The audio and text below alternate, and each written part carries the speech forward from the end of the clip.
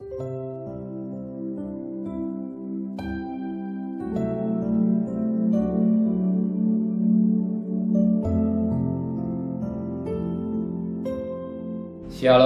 pagi bersama tundukkan kepala, pejamkan mata sejenak.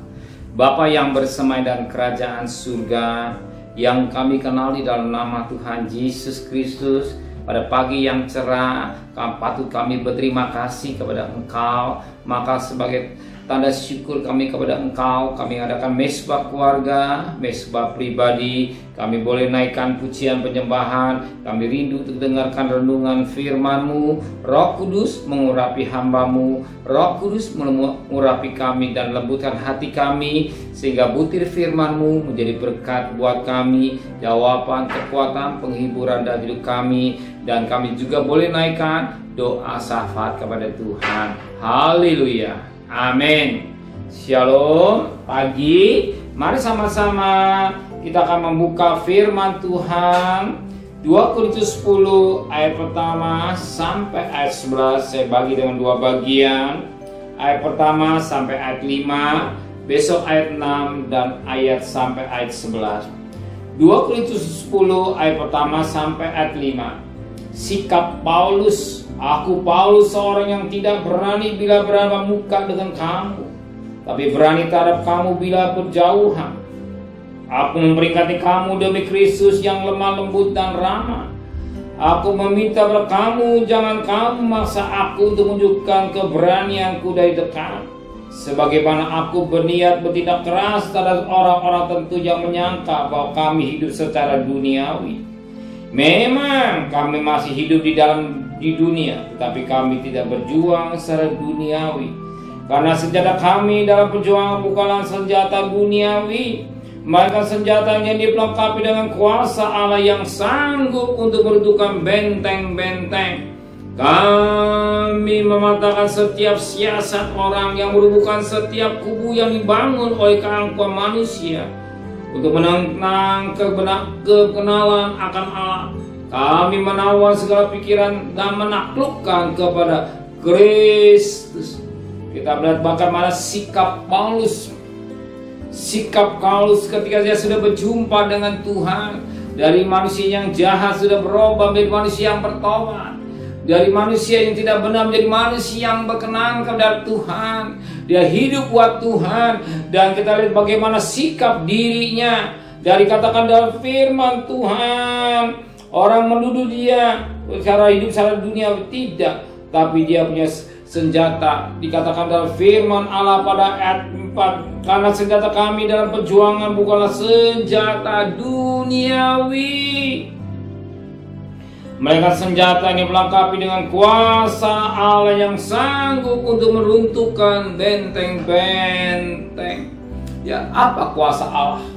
Itulah Roh Kudus.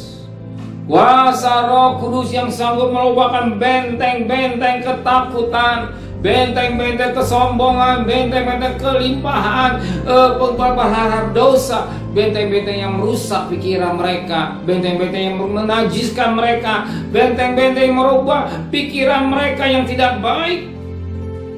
Dirobohkan bukan kekuatan dengan pikiran manusia atau duniawi, tapi menggunakan kuasa Roh Kudus. Kuasa Roh Kudus betul dahsyat dalam pikir yang sanggup merobohkan. Maka daripada ayat yang kelima, apa ayat 5? Kami mematahkan setiap siasat orang dan merubuhkan setiap kubu yang dibangun oleh keangkuhan manusia. Untuk apa? Untuk menentang pengenalan akan Allah. Kami menawan segala pikiran dan menaklukkan kepada Kristus. Lihat, pikiran ditaklukkan di bawah kaki Kristus. Pikiran yang tidak baik ditaklukkan oleh di kaki Kristus. Pikiran yang tidak berkenan ditaklukkan oleh kuasa Roh Kudus. Sebab hidup kita harus hidup dalam pimpinan Roh Kudus. Kalau kita tidak hidup pimpinan Roh Kudus, yang ada pimpinan duniawi, perkara-perkara duniawi. Kita kenal isi dunia hanya apa? Keinginan mata, tanggung hidup, keinginan daging, yang sering menjerumuskan manusia jauh dari Tuhan, yang sering merusak hubungan kita dengan Tuhan, yang sering membawa kita jauh dengan Tuhan. Kalau pikiran kita ditaklukkan itu perkara-perkara duniawi, perkara-perkara daging takluk, yang ada pikiran Kristus. Amin. Kalau pagi hari ini saudara punya pikiran Kristus, maka saudara hari ini mengadakan mesbah warga, mesbah kita. Kalau tapi saudara tidak punya pikiran Kristus, apa yang saudara pikirkan hari ini? Uang. Tapi kalau kita memiliki pikiran Kristus, yang dicari perkara-perkara yang kekal. Sebab Kolose 3 ayat pertama, jika engkau mati bersama Kristus, pikirkan perkara yang atas. Amin.